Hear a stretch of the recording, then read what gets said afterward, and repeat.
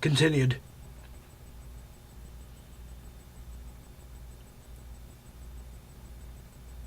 Why, one fair daughter and no more, the which she loved passing well. Am I not in the right, O Jephthah?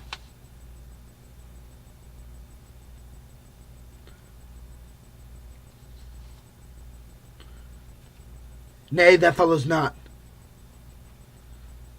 Why, as by lot God wot, and then you know, it came to pass, as most like it was, the first row of the pious Chanson will show you more, for look where my abridgment comes. You are welcome, masters, welcome all. I am glad to see thee. Well, welcome, good friends. Oh, my old friend, why thy face is valiant since I saw thee last. Comest thou to beard me in Denmark? What, my young lady and mistress? By our lady, your ladyship is nearer to heaven than when I saw you last, by the altitude of a chopping. Pray God your voice, like a piece of uncurrent gold, be not cracked within the ring. Masters, you are all welcome. Well, even to it's like French falconers. Fly at anything we see. We'll have a speech straight. Come, give us a taste of your quality. Come, a passionate speech.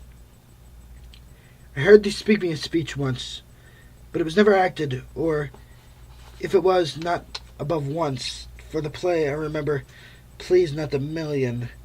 'Twas cavalry to the general, but it was, as I received, and others whose judgments in play in such matters cried in the top of mine. An excellent play, well digested, in the scenes set down with as much modesty as cunning.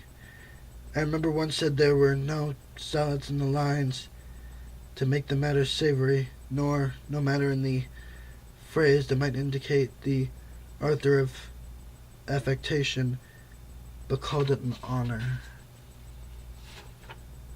an honest method, as wholesome as sweet, and by very much more handsome than fine. One speech in it I chiefly loved. 'Twas Aeneas' tale to Dido, and thereabout of it, especially when he speaks of Priam's slaughter. Priam's slaughter, if it live in your memory, begin at this line. Let me see. The rugged Prius, like the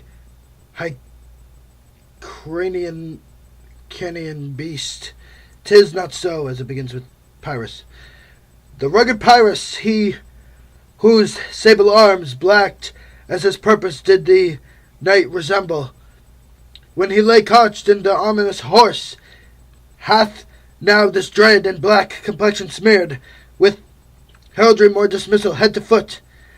Now is he total guiled, horridly tricked, with blood of fathers, mothers, daughters, sons, baked and pasted, and with parching streets that led to a tyrannous and a damned light, to their lord's murder, roasted in wrath and fire, and thus o'ersized with coagulate gore, with eyes like carbuncles, the hellish Pyrrhus, old grandsire Priam, seeks.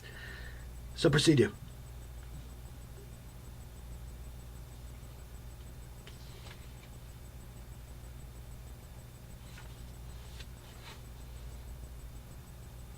And shout to the barbers with your beard. Prithee stay on. He's for a jiggery till Baudry, or he sleeps. Say on. Come to Cuba. Mobile to Queen.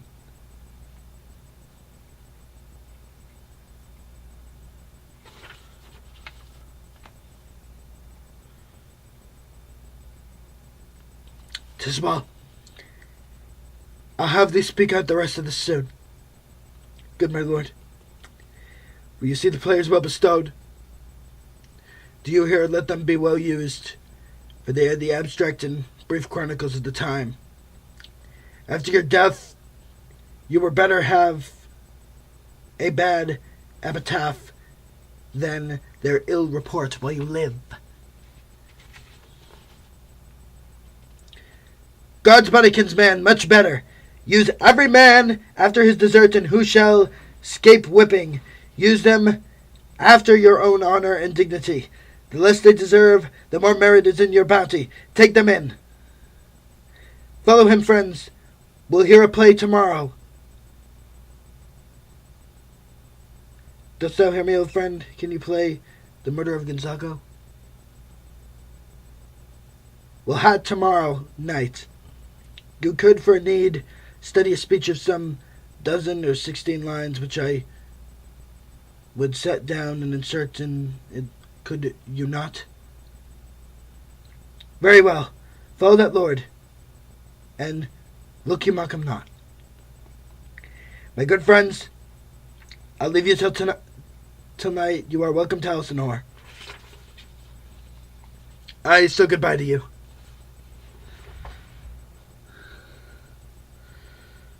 I am alone. A rogue and peasant slave, am I? Is it not monstrous that this player here, but in a fiction, in a dream of passion, could force his soul so to his own conceit, that from their working all his visage wanned,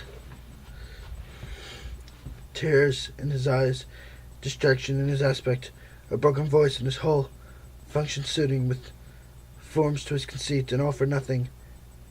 For Hecuba, what's Hecuba to him, or he to Hecuba, that he should weep for her? What would he do?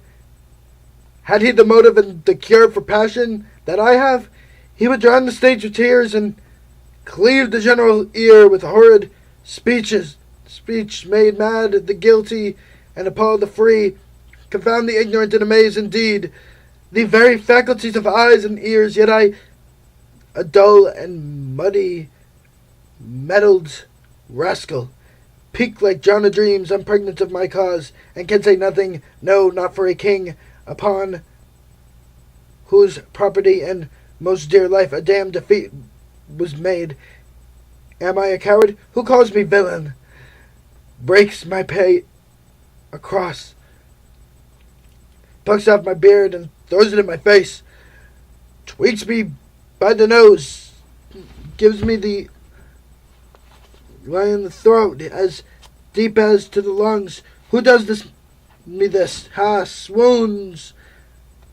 I should take it, for it cannot be, but I am pigeon-livered and lack gall to make oppression bitter. Ere this I should have fatted all the region kites with this slave's awful, bloody body villain, remorseless, treacherous, lecherous, kindless villain. Oh, vengeance! Why, what an ass am I? This is most brave, that I, the son of a dear father murdered, prompted to my revenge by heaven and hell, must, like a whore, unpack my heart with words, and fall a cursing like a very drab Aeschylean. 5 pounds fall about my brains. I have heard the guilty creature sitting at a play have, by the very cunning of this scene, been struck out to the soul, that presently they have proclaimed their malefactions. For murder, though it have no tongue, will speak with most miraculous organ. I'll have these players play something like the murder of my father before mine uncle. I'll observe his looks. I'll tempt him to the quick. If he do blench, I know my course. Spirit that I have seen may be a devil, and the devil hath power to assume a pleasing shape. Yea, and perhaps, out of my weakness and my melancholy, as he is very potent with such spirits, abuse me to damn me, I'll have grounds more relative than this. The play's the thing, wherein I'll catch the conscience of the king.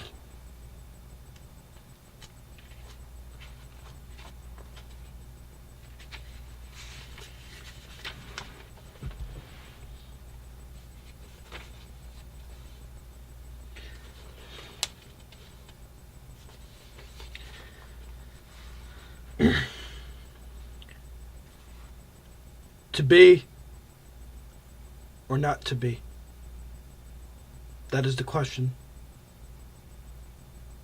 But it is nobler in the mind to suffer the slings and arrows of outrageous fortune, or to take arms against the sea of troubles, and by opposing end them, to die, to sleep no more, and by sleep to stay we end the heartache and the thousand natural shocks. That flesh is there too. 'Tis a consummation, devoutly to be wished. To die, to sleep, perchance to dream. Aye, there's the rub. For in that sleep of death, but dreams may come, when we have shuffled off this mortal coil, must give us pause. There's the respect that makes calamity of so long life. For who would bear the whips and scorns of time, the oppressor's wrong, the proud man's contumely, the pains of despised love, the law's delay, the insolence of office, and the spurns that patient merit of the unworthy takes, where he himself might his quietest make with a bare bodkin? Who would fardels bear to grunt and sweat under a weary life, but that the dread of something after death, the undiscovered country from whose bourne no traveller returns, puzzles the will, and makes us rather bear whose ills we have, than fly to others that we know not of? This conscience does make cowards of us all, unless the native hue of resolution is sicklied o'er with the pale cast of thoughts, and under presence of great pitch a moment, with disregard their currents turn awry, and lose the name of action. Soft you now, fair Ophelia, nymph in thy orisons, be all my sins remembered.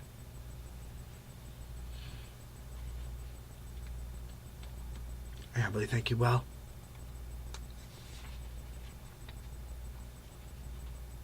No, not I. I never give you aught.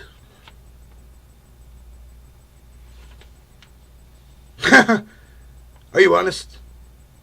Are you fair?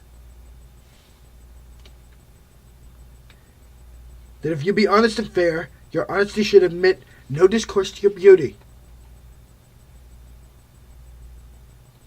Ah, truly, for the power of beauty will sooner transform honesty from what it is to a bawd than the force of honesty can translate beauty into his likeliness.